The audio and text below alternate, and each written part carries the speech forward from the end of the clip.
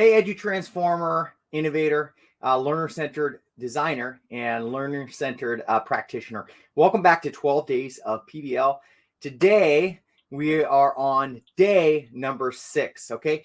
I'm going to try to remember where we've been so far, similar to the 12 days of Christmas, where you have to remember each day. So let's see if I can do it. Day 1, we talked about high-quality project-based experiences and what it looked like. We talked about authenticity being a major factor. Day 2, we talked about how to build community partnerships for these authentic experiences, and we looked at a few case studies in which these authentic partnerships were built. Day 3, we talked about this tricky idea of curriculum and content, and how do we weave those seamlessly into our project-based experiences. Day 4, we brought Marie, brilliant PBL coordinator, elementary school principal, into the studio, and she chatted a bit about how to schedule and scaffold PBL so it doesn't feel like too big of a stretch for our teachers. Day 5 was the day that we just entered into yesterday, and we talked about how do we reach those learners with diverse learning needs, sometimes what we call special, but guess what? We all have special needs. We're all special learners, and project-based learning is a perfect way to address those. We're going to get now to day 6, right? Day 6 is around how do we effectively exhibit and showcase student work in project-based experiences. And I want to frame this in a way that makes sense, that's very simple for us.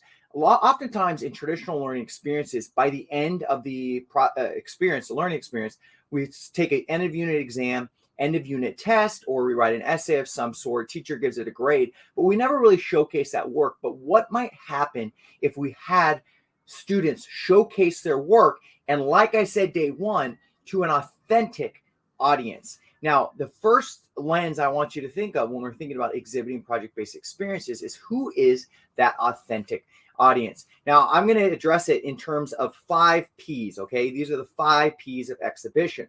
First, purpose, okay? What's the purpose, and how do you capture that through the exhibition of student work? What's the product that students have created, which should be quite authentic to the question that you're addressing? 3, how are they going to present?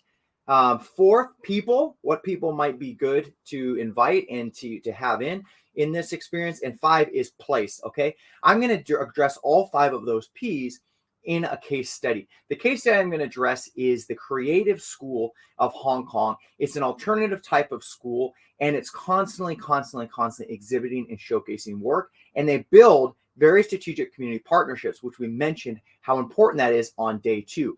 And I'm going to talk about the project that they just exhibited that I saw, and it was around telling these capturing these community stories. And the way they capture these was in these beautiful 3-dimensional storybooks. They're like pop-up books that you pop up, and each page features a different part of this community. And the reason they're doing that is because this particular community or village was going to be knocked down for high-rise apartment buildings. And so how do we create permanence in this village? So first, we know it's a very authentic project-based experience. Now, how they exhibit that work. Purpose that we talked about. The purpose needs to be clear. How is that communicated? Along with these storybooks, the students stood by those, and they also had a bit of a process that they were sharing of how those were created.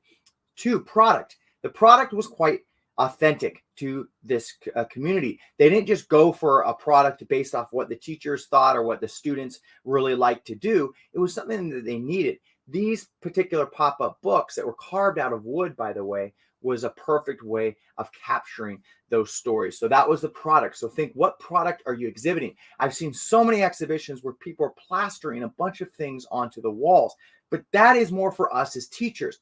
We need to think about what's for the students and what's for the actual community or the audience that is being benefited by the project-based experience. So think about product. Don't make too many of those products that you're showcasing. Keep it simple and what the audience that you're inviting really would want to see. 3, presentation. How are you presenting this work?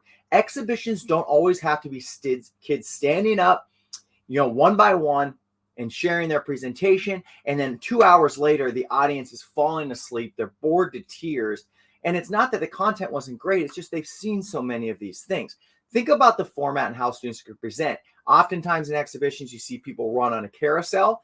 If you ever go to a museum, you're free to go to which museum exhibit you find the most compelling as the audience member. Think about the same thing when you're formatting and thinking about presentation for your exhibitions. In this particular exhibition, there was different kind of stations set up. You can hear about the community stories. You can see the pop-up book. You can hear a little bit more about the process. So consider how students might be stationed.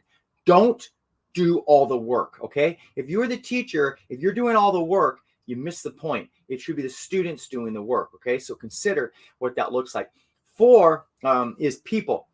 Who are the people that are going to benefit most from the showcase? Now, I've seen showcases or exhibitions where, again, the students dress up, they put on their suit and tie, and it's a science fair type of presentation. Who comes to see those? The parents. The parents are proud, which is great, but that's not always the best audience. Who are the beneficiaries of the project-based experience? Is it the community? Is it the business community? Is it refugees? Perhaps, who in the community is going to benefit from the project-based experience? Those should be the people that are invited to the showcase. You don't always have to showcase or exhibit in an actual live location. I just saw a recent exhibition where they broadcasted via YouTube videos, and that was their exhibition. Perfectly fine. You can reach more people that way. So consider the people. Finally, place. Where is the best place to exhibit? I just mentioned that it doesn't always have to be in person, especially if you want to reach a large audience. So consider about the best place for the exhibition. Try to get outside of your school and into the community. I hope you enjoyed the sharing of those 5 Ps through that case study that I shared around this creative school. Again, I will task you, how might you exhibit and showcase student work in your next learning experience, and how did that framework kind of help support you? Down below it says transformschool.com/12 days of PBL. You can go there and get the replays of these videos so you can think about this stuff over holiday break as you enter into the new year and enact your project-based experiences. Share in the comment section. What did you think about the video? What insights did you have? And I'll see you for our next video, where tomorrow I'm going to bring in 2 esteemed guests that are going to talk about how to build learning spaces for project-based learning. See you tomorrow.